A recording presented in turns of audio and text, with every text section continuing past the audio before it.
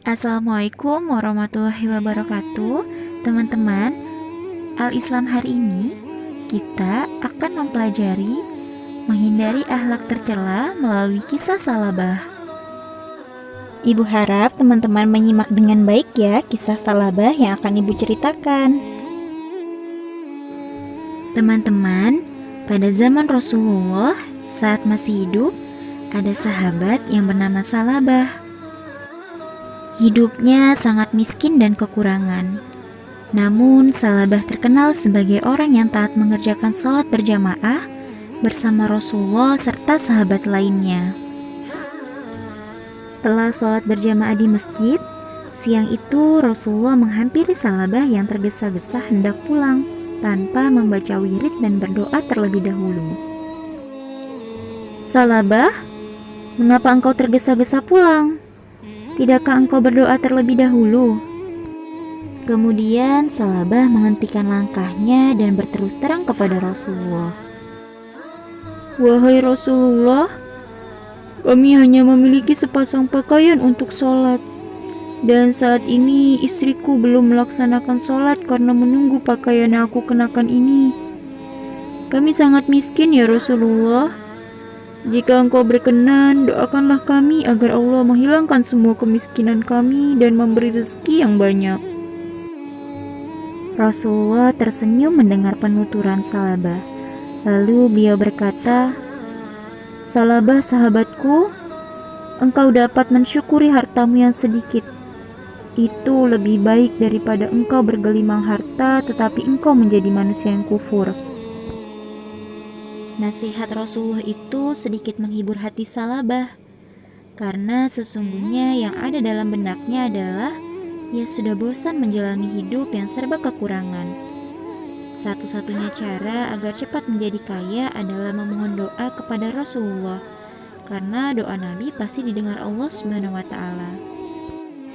Keesokan harinya ia kembali menemui Rasulullah dan memohon beliau mau mendoakannya agar menjadi orang kaya. Setelah 3 kalinya Salabah memohon, akhirnya Rasulullah tidak bisa menolak keinginan Salabah. Beliau menengadahkan tangannya ke langit dan berdoa, Ya Allah, limpahkanlah rezekimu kepada Salabah. Kemudian Rasulullah memberikan kambing betina yang sedang bunting kepada Salabah. Peliharalah kambing ini baik-baik, pesan Rasulullah.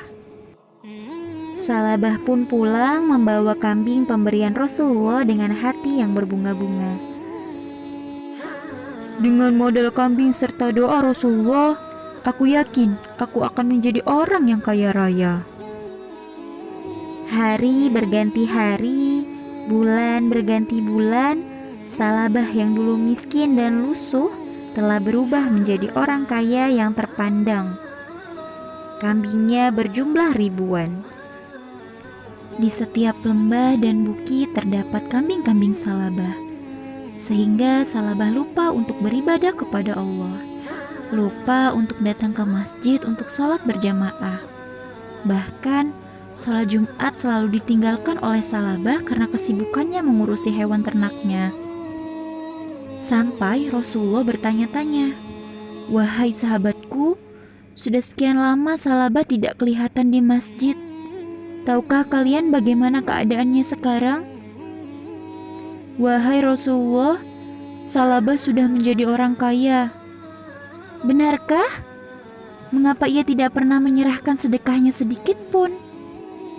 Setelah Allah menurunkan ayat tentang kewajiban zakat, seluruh umat Islam di Madinah tak terkecuali Salabah berkewajiban membayar zakat. Kemudian, 2 utusan Rasulullah menemui Salabah membacakan ayat zakat.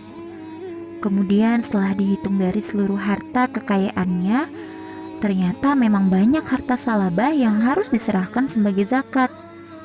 Tak disangka, Salabah mukanya berubah merah. Ia berang. Tidak! Aku bisa rugi. Kalian pulang saja. Aku tidak mau menyerahkan hartaku. Lalu, kedua utusan Rasulullah kembali menghadap Rasulullah dan menceritakan semua perbuatan Salabah. Beliau bersedih telah kehilangan seorang sahabat yang dulu tekun beribadah ketika miskin. Namun setelah kaya ia telah terpengaruh dengan harta kekayaannya. Kemudian Rasulullah berkata, "Sungguh celaka Salabah, celakalah ia." Kemudian Allah menurunkan ayat 75 dalam surah At-Taubah. "Celakalah engkau Salabah, Allah telah menurunkan ayat karena perbuatanmu," kata salah seorang kerabat Salabah. Salabah tertegun. Ia baru sadar bahwa nafsu telah menguasai dirinya. Kini ia bergegas menghadap Rasulullah dengan membawa zakat dari seluruh hartanya. Namun Rasulullah tidak berkata apa-apa kecuali hanya sepatah kata.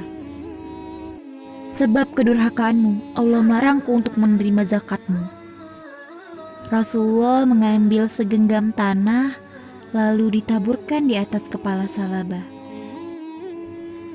"Inilah perumpamaan amalmu selama ini, sia-sia belaka. Aku telah perintahkan agar engkau menyerahkan zakat, tapi engkau menolak. Celakalah engkau Salabah." Salabah berjalan lunglai kembali ke rumahnya. Hari-hari dalam hidupnya hanya dipenuhi dengan penyesalan yang tiada arti. Sampai suatu hari terdengar kabar Rasulullah telah wafat. Ia pun semakin bersedih karena zakatnya tidak diterima oleh Rasulullah hingga beliau wafat. Zakatnya pun ternyata juga ditolak oleh Khalifah Abu Bakar, Umar bin Khattab, dan Utsman bin Affan. Para khalifah tidak mau menerima zakat Salabah karena Rasulullah juga tidak menerima zakatnya. Demikian seterusnya sampai Salabah meninggal dunia dan seluruh hewan peliharaannya juga ikut mati. Teman-teman, demikianlah kisah Salabah. Allah sangat murka kepada orang yang berakhlak tercela. Teman-teman, Salabah adalah orang yang melupakan janjinya. Ketika diuji dengan hewan ternak yang banyak, Salabah lupa mengerjakan sholat berjamaah di masjid bersama Rasulullah. Bahkan lupa mengerjakan sholat Jumat karena kesibukannya mengurus hewan ternak. Selain melupakan janjinya, Salabah juga enggan membayar zakat. Salabah termasuk orang yang tidak mentaati Allah dan Rasul-Nya. Dia tidak menyadari bahwa atas kehendak Allah, Salabah menjadi orang yang kaya dan di balik kekayaannya itu ada kewajiban untuk membayar zakat. Salabah juga termasuk orang yang tamak, sombong dan kufur nikmat. Setelah hewan ternaknya banyak, waktunya hanya dipergunakan untuk mengurusi hewannya dan memikirkan bagaimana supaya ternaknya terus bertambah dan bertambah. Teman-teman, kita dalam kehidupan sehari-hari harus menghindari sifat-sifat tercela yang dimiliki oleh Salabah ya. Di antaranya, kita harus menjaga mulut, telinga, mata, tangan, dan hati kita agar selalu mengingat kebesaran Allah dan menyadari bahwa akhlak tercela akan menyiksa diri kita sendiri. Dan kita juga harus menyadari bahwa ingkar janji akan mendatangkan laknat Allah. Dalam Quran Surah Al-Isra ayat 7, Allah berfirman, "Jika kamu berbuat baik, berarti kamu berbuat baik bagi dirimu sendiri. Dan jika kamu berbuat jahat, maka kejahatanmu itu bagi dirimu sendiri." Nah teman-teman, selalu berbuat baik ya, karena kebaikan yang kecil akan menimbulkan kebaikan-kebaikan lainnya. Terima kasih ya teman-teman sudah menyimak kisah Salabah ini sampai akhir. Nah setelah ini untuk menambah wawasan teman-teman, silahkan menjawab beberapa soal yang ada di akhir video ini ya. Tulis di buku soal dan jawabannya. Ibu akhiri. Wassalamualaikum warahmatullahi wabarakatuh.